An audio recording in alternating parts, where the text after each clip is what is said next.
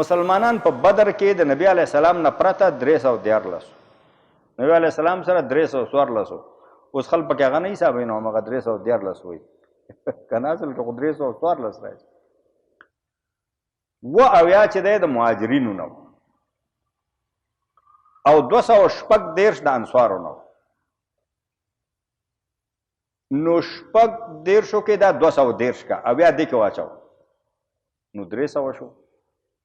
شپږ اووه بیا 314 شو یو نبی علیه السلام. خو اوس مشوره شوې همدا ده چې 314 د انصارو بیرغ چې و سعد ابن عباده سره او د مهاجرینو بیرغ حضرت علی سره او یا ورسره وخان او سامان مامان بارولو دپاره دوه آسونه جنگ دپاره یو د مقداد ابن اسود رضی الله تعالی عنه یو د مرصد ابن ابي مرصد غنوي رضی الله شپږ زغرې وې او اته تورې چې نو دا 314 یا 314 کسانو سره اته تورې نور غشي و نیزې څه شیان به دا ټول قوت دا مشرکینو سره ډېر قوت و دا زر واړه خلک ټول مسلح و بې شمېره اسونه ورسره خو د بدر په جنګ کې الله ملایک کته کړل ملایک الله پاک کته کړل او کافرانو پې باندې وټکول هغه یې پې باندې خراب یو خبره به دې ځای کې بله وکړم زه کوشش کوم چې خبرې ډېرې ونه کړم خو بیا کېږي نه دا د بیرغونو رنګ باندې خلک اختلاف کوي پخوا چې جهادي تنظیمونه و د حزب اسلامي یو رقم بیرغ و د جمعیت بل رقم و د مولوي صاحب محمد نبي بل رقم و د مولوي خالص بل رقم اوس طالبانو یو رقم بیرغ جګ کړی داعش بل رقم جګ کړی زمونږ د دې حکومت بل رقم دی بیا دا هر یو وایي چې زما دا بیرغ چې دی اسلامي دی دا جاهلانه خبرې په بیرغ کې اسلامي او غیر اسلامي نشته نبی صلی الله علیه وسلم یو رقم بیرغ بیخي جګ کړی نه دی تور راغلی دی په حدیثو کې سپین هم راغلی دی برګ هم راغلی نور رنګونه هم زما په خیال راغلي هغه وخت کې د بیرغ په پشت باندې څه فلسفه نه وه بیرغ یوه ټوټه وه خلکو ته به یې وښوده چې دغه ټوټه چې ده زموږ رنګ دغه دی دغه زموږ بیرغ دی نو هر وخت کې چې به ټوټه مو چاته پیدا شو نښې په شکل کې به او عربۍ کې بیرغ وایي علم علم نښې ته وایي رأیه رائم نښې ته وایي د نښې په طور باندې جګېده په دې خبره باندې پوه شو که پوه نه شو دا علمي خبره ده پکې یوه ډله که خپله خرابی بدعملی بدعقیدی ظالمی هغه په دې باندې ښه کېدی نه شي چې هغه دعوه وکړي چې زما بیرغ دا د نبي علیه السلام بیرغ د نبي علیه السلام څخه خاص بیرغ نه په دې خبره پوه شو که حسب متفقه چې څه شی به راغی هغه به یې جګ نه سپین بیرغ ته دا ویلی شي چې دا بس اسلامي بیرغ سپینی نه یې شین ته ویلی شي نه یې تور ته ویلی شي نه یې برګ ته ویلی شي او دا ټولې سیاسي غیر علمي او جاهلانه خبرې دي خلک کوي نو بس کوي چا خوله بنده وشي اصل شی هغه لاس دی د کوم لاس کې چې هغه بیرغ دی چې دا لاس څونه پاک دی دا لاس څونه د مؤمن لاس دی اصل شی دا اصل شی هغه ډله ده چې هغه ډله څونه مسلمانه ده خیر دی بیرغ دی بل رقم خو چې دا خپله صحیح او درست دی په دې خبره باندې پوه شو که پوه نه شو نو په دې ځان پوهول پکار دي بعضې خبرې هغې باندې باید سړی پوه شي دا چې خلکو نه لار خطا شي بیا اسلام بیرغونو کې تړي دا خو اسانه کار دی چې سړی د یو ټوټه داسې راجګه کړي چې د هغې باره کې دا عقیده وي چې دا نبي علیه السلام جګه کړې اوس عمل دی څنګه دی عمل دی هغسې دی کردار دی هغسې دی دا خو اسانه کار نو هغه چې نور ته کار خطا شي په بیرغ ځان اسلامي کوي په بیرغ باندې څوک نه اسلامي کېږي او نه دا دونه مسله ده اوس چې دی په اوس زمانه کې د بیرغونو په پشت باندې اوس فلسفې دي اوس شته مشرکان بدر کې 9.5 دقیق حساب او مشر چې دی عتبه ابن ربیعه 100 اسونه ورسره او د بدر جنگ روجه کې شوی دی د هجرت نه 18 میاشتې پس 2 هجري وه زين للناس حب الشهوات من النساء والبنين والقناطير المقنطرة من الذهب والفضة والخيل المسومة والأنعام والحرث. زين للناس خسته کړل شوی خلکو ته حب الشهوات مینه د شهواتو. شهوات خو شهوتونو ته وایي، د نفس غوښتنې، خو دلته د شهواتو نه مراد مشتهیات دي، د نفس هغه غوښتل شوي شیان. شهوت غوښتنه ده، لکه ستا نفس غوښتنه وکړه چې غوښه خورم، نو هغه غوښه مشتها شوه، دا غوښتل شهوه شو، هغه غوښه مشتها شوه که نه، هغه مشتها شو. نو خلکو ته ښایسته کړلی شوی دی حب د مشتهیاتو، د مشتهیاتو د نفس. نفس چې څه شی خوښوي د هغې مینه خلکو ته ښایسته کړلی شوی ده. دا چی دي چې نفس خوښوي؟ من النساء چې ښځې دي، والبنین زامن دي، والقناطیر المقنطره او د سرو او سپینو ډیریګانې. قناطیر جمع د قنطار ده، دا خپله جمع ده. مقنطره معنا د مضروبه چې مهر شوي، د سرو د سپینو ډیری، هغه ډیری چې پیسې مضروبي مهر شوي. بله معنا ده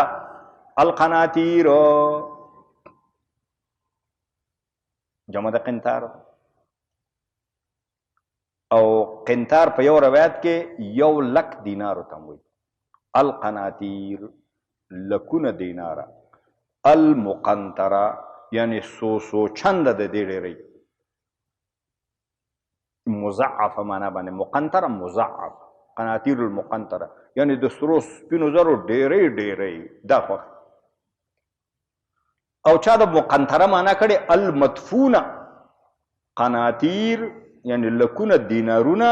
المقنطره چې دونه ډیري چې په کور کې ساتل کېږي نه، چې بې خښۍ شوې خزانې. مطلب یې دا دی چې د سرو سپینو ډیریګانې خلک خوښوي. قناطیر مقنطره من الذهب والفضه، د سرو د سپینو، والخیل المسومه او هغه اسونه المسومه دو معنا. الراعیه چې په صحراګانو کې سري، دا خلک خوښوي چې ډېر اسونه مي چې بس سري. او مسومه غوره اسونو ته وایي، غوره اسونه. والانعام او څاروي، اوښان، غوان، میږي، پسونه او وزې وزګوړي، دې ته انعام، دا خلک خوښوي. والحرث فصلونه، باغونه، فصلونه، دا خلک خوښوي. ذلک متاع الحیات الدنیا، دا متاع ده د دې لږ ژوند، دا د دنیا د ژوند متاع ده. متاع هغه شي نه چې ته استفاده کوې، دا هغه سامان دی چې په دې لږ ژوند کې خلک د دې نه استفاده کوي. والله عنده حسن المآب، او الله چې دی هغه سره ښه ځای د واپس کېدو دی چې جنت دی. قل ورته ووایه هل انبئکم بخیر من ذلکم، آیا زه تاسو خبر کومه د دې نه په ښه شیانو؟ للذین، د هغه کسان دپاره اتقوا چې دنیا کې د شرک نه، د کفر نه، د بېدینۍ نه ځان ساتلی دی. عند ربهم، په نزد رب د دی، جنات، جنتونه دي، تجري جاری به من تحتها، د هغې د لاندې الانهار نهرونه، خالدین فیها، دی به همیشئ په دې کې. وازواج مطهره، او دې دپاره بیبیانې دي جوړې دي پاکې کړلی شوې. د ښځو دپاره میړونه دي پاک، او د سړو دپاره ښځې دي پاکې کړلی شوې. پاکې به یي د بد اخلاقۍ نه، د بدو خبرو نه، د کلانکارۍ نه، د خیرو نه، د ګړنګو نه، د نور کوم شیان چې انسان د هغې نه نفرت کوي، دې شیان نه به پاک.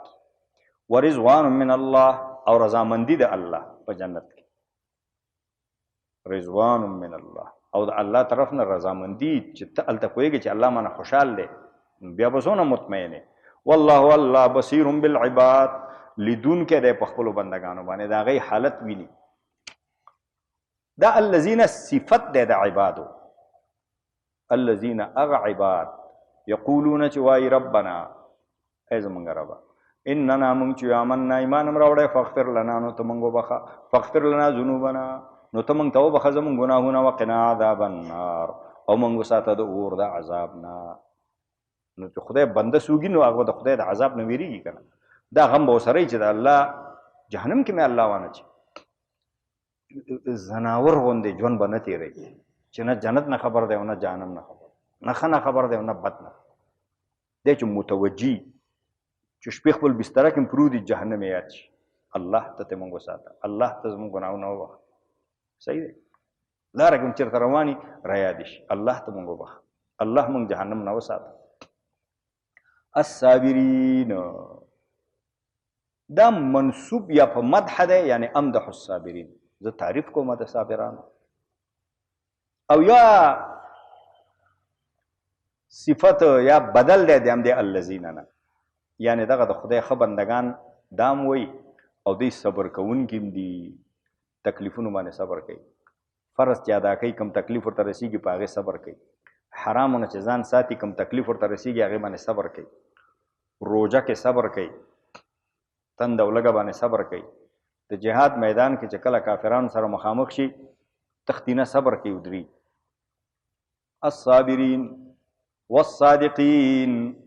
او ریښتوني بندگان دي د الله ریښتوني رښتیا وایي دروغجن نه دي والقانتین الدائمین علی الطاعات همیشه د الله تابعداري کوي په طاعت باندې کلک ولاړ والمنفقین او انفاق کوونکي دي پیسې لګونکي دي الله په لار کې والمستغفرین بالاسحار او د اسحارو د پېشمنیو په وخت کې د شپې په اخره حصه کې چې دی استغفار کوي د الله نه ګوره تهجد ته پاسېږي که نه مسلمانان چې صحیح مسلمانی الله نه ویریږي موږ او تاسو غوندې نه وي دا خو تهجد ته پاسېږي تهجد باید سړی هره ورځ وکړي که هره ورځ یې نه وکړي ورځ پسې وکړي که ورځ پس نه وي 2 ورځې پس دې وکړي 3 ورځې پس دې وکړي جمعه کې دې وکړي میاشت کې دې وکړي کال کې خو دې وکړي خو بیخي قضا کول یې صحیح نه دي اوس روژه مبارکه روانه ده دې کې اساني پېشمني ته لږ ونې مخکې پاسېږه او دا څوکه ښه صحیح تهجد وکړه الله ته وجاړه دعاګانې وکړه نو الله د هغه مسلمانانو تعریف کړی دی چې د شپې په اخرو حصو کې الله نه مغفرت غواړي خپل ګناهونه ورته وړاندې کوي الله ته مه وبخه الله ته ما باندې رحم وکړه نو الله یې بخي پرې رحم کوي چې د الله ته اراده وشي شهد الله انه لا اله الا هو گواهی ورکوي الله د دې خبرې چې الله نه پرته بل څوک د عبادت لایق نشته والملائکة ملائکه هم دا گواهی ورکوي واولو العلم او پوهه خلق علم والا خلق هم دا گواهی ورکوي قائما بالقسط په داسې حال کې چې الله انصاف باندې ولاړ دی الله چې د خلکو ترمنځ رزق تقسیموي عمر تقسیموي وسایل تقسیموي نور شیان تقسیموي انصاف باندې کوي اوس صحیح دی چې بعضې وخت کې موږ نه پوهیږو چې دې کې څه چلو فلاني ته یې دونه ورکړې فلاني ته یې دونه خو هغه په عدل انصاف ولاړ دی بې انصافي نه کوي لا اله الا هو العزیز الحکیم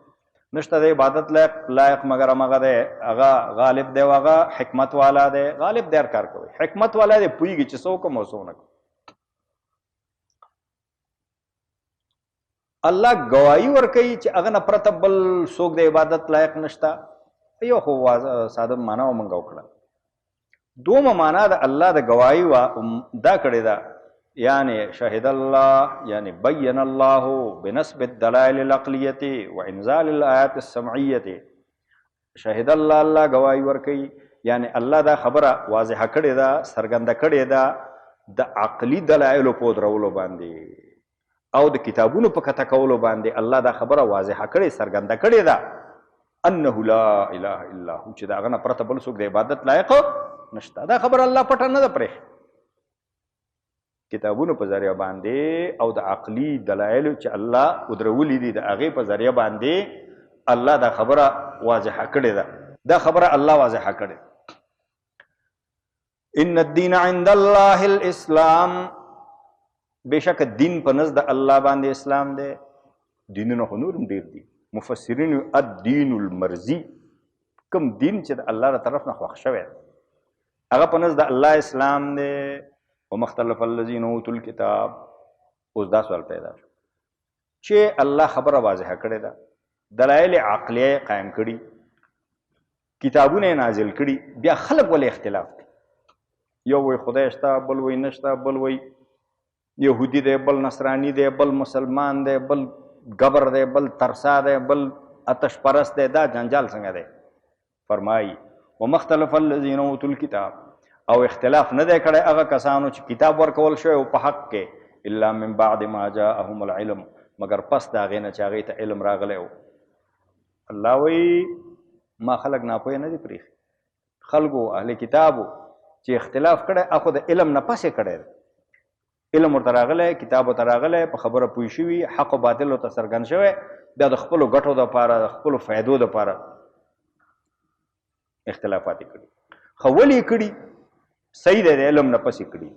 بغیم بینهم د بغې دپاره د دې ترمنځ چې یو بل باندې تجاوز وکړي یو بل باندې تیری وکړي دوی کې یو ډله په خپل حقوقو باندې بس ونه کړي د هغه حق ځان ته کش کړي د هغه حق وکړي دې دپاره خلک تجاوز کوي یو بل باندې دا نه چې حق نه پېژني په دې خبره پوه شو که کینه بغض حسد او کینه بغض حسد هم د همدې دنیایي مال ګټې دپاره راځي چې دی پاچا نه شي زه پاچا شم چې دی وزیر نه شي چې زه وزیر شم چې دی لږ وخوري زه ډېره وخورم دغه شی ومن یکفر بآیات الله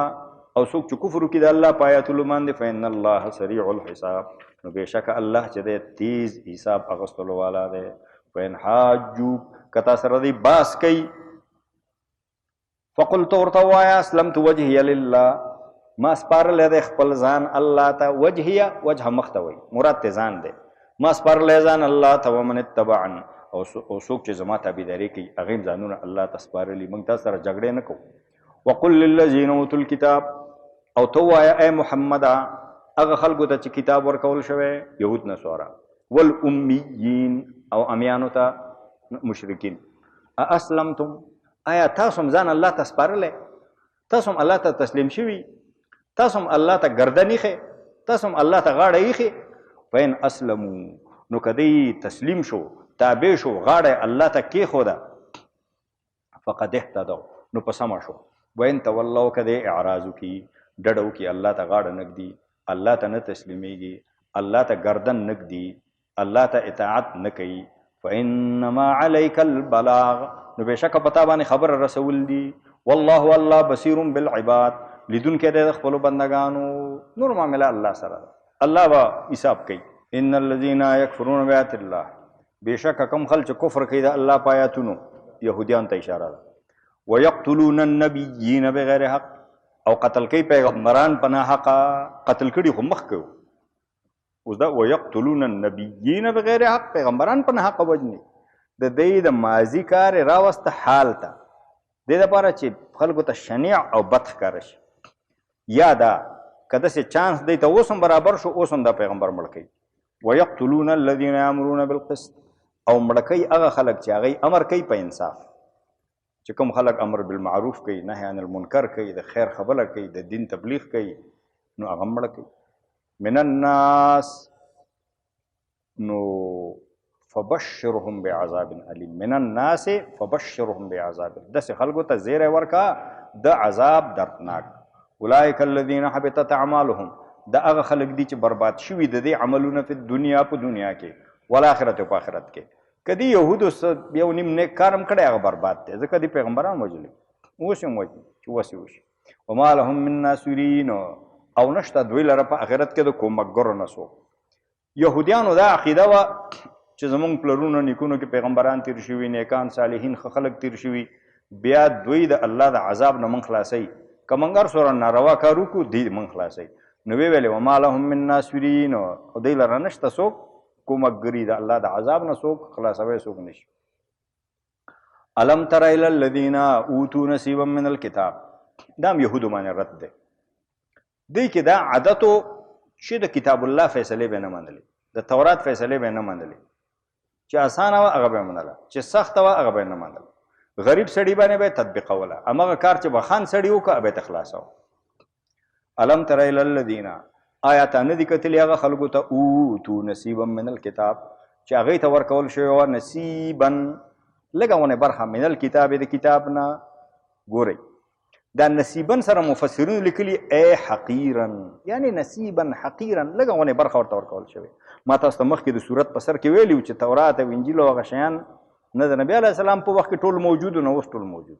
یعنې لږه غونې څه برخه چې د کتاب نه ورته ورکول شوې لږ غونې علم چې ورسره پاتې دی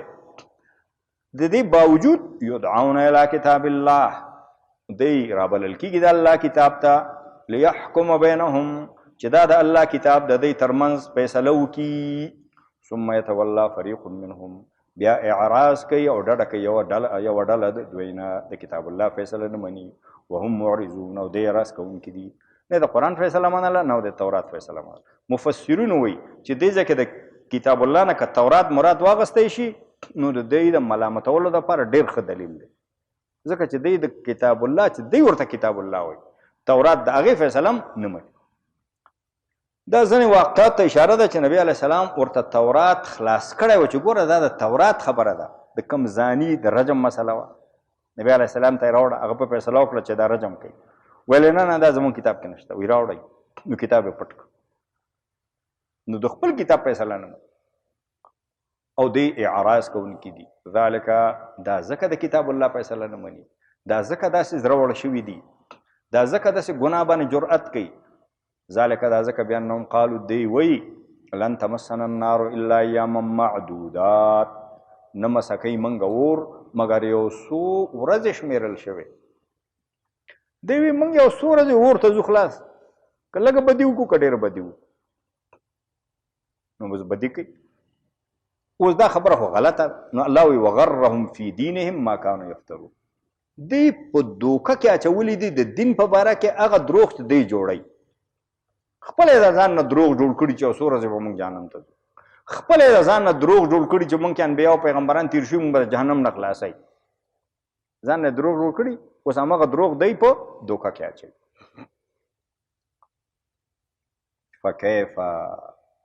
فکیف چې دی د خبر د مبتدا محذوف دی یعنی فکیف حالهم د دې حال به څنګه وي اذا جمعناهم چې کله موږ دې راټول کړو لیومن د حساب کتاب د هغې ورځې دپاره لا ریب فیه چې په هغې کې شک نشته ووفیت کل نفس ما کسبت وهم لا یظلمون او پوره ورکول شي هر نفس ته جزا ما کسبت جزا د هغه د کسب وهم لا یظلمون او په دې باندې به ظلم نه کېږي یعنې په هغه وخت کې به بیا د دې حالت څنګه وي نه به څوک چې د الله د عذاب نه خلاص کړي نه به پلار نیکونه چې بزرګان تېر شوي هغه به خلاصوی شي او نه به دا خبره صحیح شي چې مونږ ته یو څو ورځې په اور کې یو دا ټولې خبرې به غلط ثابت شي نو بیا به هغه وخت کې د دې حالت څنګه وي نو ډېر پریشان به وي ډېر پښیمان به وي او ډېر ناقرار به وي قل اللهم مالک الملک د خندق په جنگ کې تیږه نه ماتېدله صحابه هم ټول وږي وو نبي علیه السلام هم وږي وو خېټې پورې تیږې هم تړلې وې کافران هم را روان وو د خندق ویسته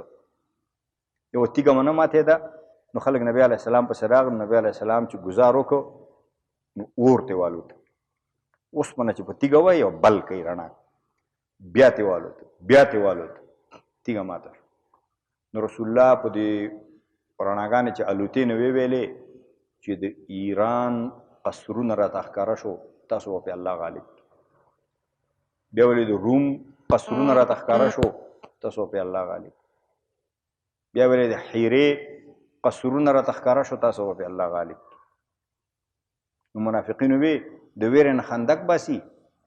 او وایي چې روم به فتح کوئ ایران به فتح کوئ حیرا او د بصرا حکومتونه به فتح کوئ دا دروغ وایي نو دا آیت نازل شو قل اللهم مالک الملک تو وایه اے الله بادشاہ د دې ملک اے الله چې د دې ملک د دې سلطنت د دې کائناتو بادشاہ مالک الملک دا اللهم چې دی خو منادا شو نو دا یا صفت د منادا دی یا ځان ته منادا ده قل اللهم قل یا مالک الملک چې یا ورپسې وباسې دا به بیا مستقله منادا شي که یا نه باسې نو اللهم کې خو لفظ د الله منادا ده نو دا مالک الملک به د زړې منادا صفت شي یعنی ووایه چې ای الله داسې الله چې مالک ته د دې سلطنت د دې کائناتو د دې بادشاهي چې د کائناتو بادشاهي ده توت الملک تو ورکوې بادشاهي من تشاء چاته چې د اراده وشي وتنزع الملک ممن تشاء او اخلی بادشاهي د هغه چا نه چې اراده دې ورته وشي وتعز من تشاء او ته عزت ورکوې هغه چاته چې اراده دې ورته وشي وتذل من تشاء او ته ذلت ورکه هغه چاته چې اراده دی ورته وشي. بيدک الخير، خیر ستا په لاس کې دی. هر خیر چې انسان ته رسې تی رسې. ته کوی شي چې موږ ته رومم پته کې، ایرانم پته کې، حیره او بصرام فتح کې. انک علی کل شیء قدیر، ته په هر شي باندې قادر یې الله.